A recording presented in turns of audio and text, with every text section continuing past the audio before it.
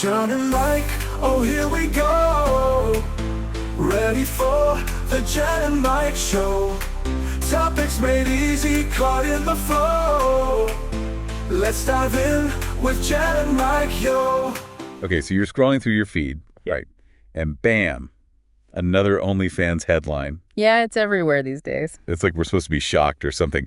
But today we're going deeper. We're looking at something you might not expect on OnlyFans. Lingerie. That's right. It's not all, well, you know. Exactly. So let's dive into this lingerie niche. People hear OnlyFans and, well, they think one thing. Yeah, they think it's all.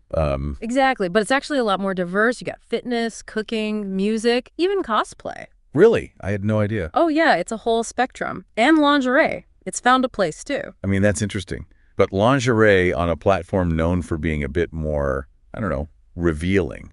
How does that even work? Well, that's the thing, right? It's about the sensuality, the confidence, but not full nudity. And some creators, they're making bank. No kidding. Seriously, some lingerie models are pulling in like $1,000 to $5,000 a month. Wow. Okay. That's not just a side hustle anymore, but I'm guessing it takes more than a few selfies to make that happen.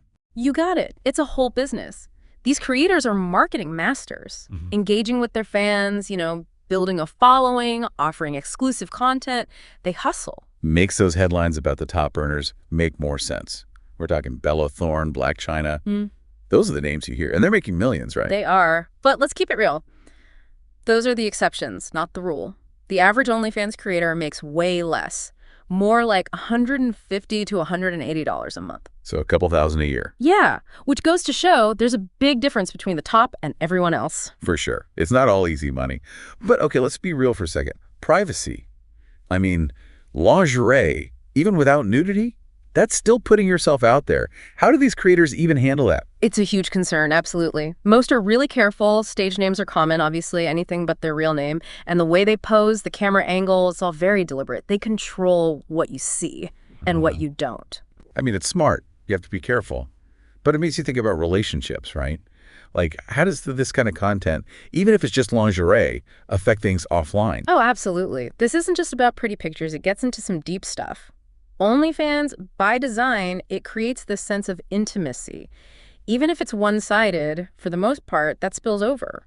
Right. Because, let's be honest, having your partner engage with this type of content, even if it's tamed by OnlyFans standards, it can be a bit, I don't know.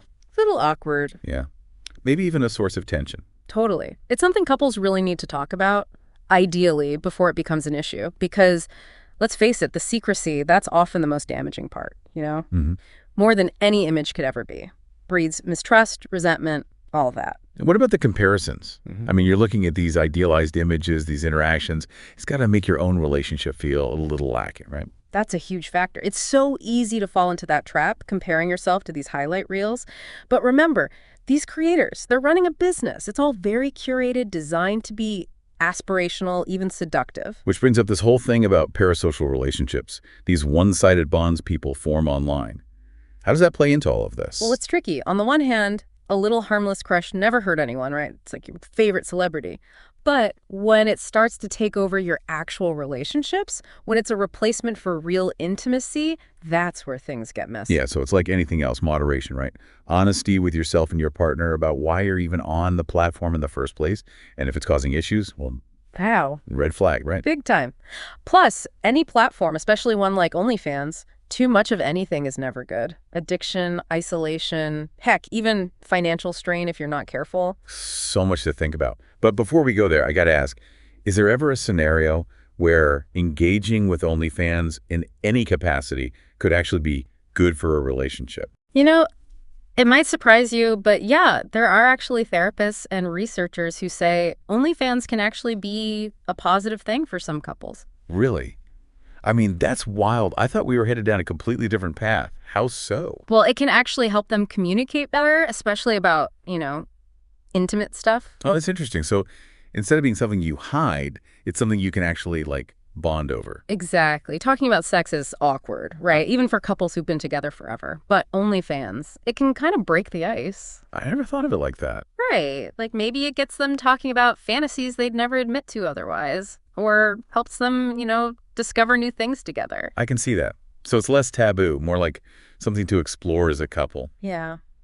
And that can lead to like a deeper understanding of each other, maybe even a better, sex life. So it all comes back to how you approach it, right? Like anything else in a relationship, it's the intention behind it that matters. 100%. If it's causing problems, if you're hiding it, that's bad news. But if it's about being open, exploring together, well, that's different. It's like these platforms, they're here to stay. So maybe instead of being scared of them, it's about being smart about them. Exactly. Being mindful, setting boundaries, having those honest conversations with your partner. It's not just OnlyFans, it's everything online these days. This has been, wow, eye-opening, to say the least. Lingerie, entrepreneurship, relationships. OnlyFans is way more than I realized. Right. It's easy to judge from the headlines, but when you actually look closer, there's so much more to it. So as we wrap up here, what's the one thing you want our listeners to take away from all of this? Think critically, know your own limits, and talk to your partner. Those 3 things will get you far, whether it's OnlyFans or anything else the internet throws at you. Couldn't have said it better myself.